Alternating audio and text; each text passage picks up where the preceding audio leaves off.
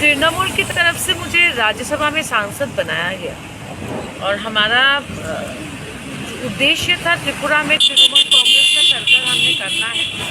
तो हम पूरा दृढ़ निश्चय से करेंगे और 1 महीने के अंदर म्यूनिसिपल इलेक्शंस है, उसकी तैयारी हम कर रहे हैं और यहाँ पर भी ग्राउंड पे करने के लिए हम आए हैं।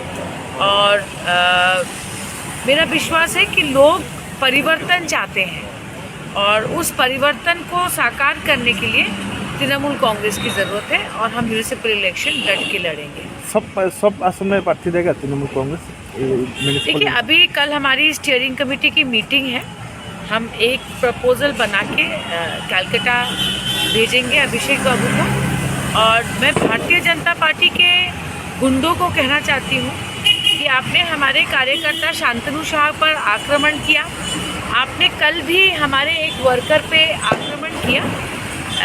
आप में अगर ताकत है तो आप वोट के मैदान पे लड़िए। इस तरह गैर कानूनी तरीके से गुंडा राज जो बिप्लब देव चला रहे हैं, ये गलत है, ये लोकतंत्र के खिलाफ है और त्रिपुरा की जनता कभी भी इसको स्वीकार नहीं करेगी।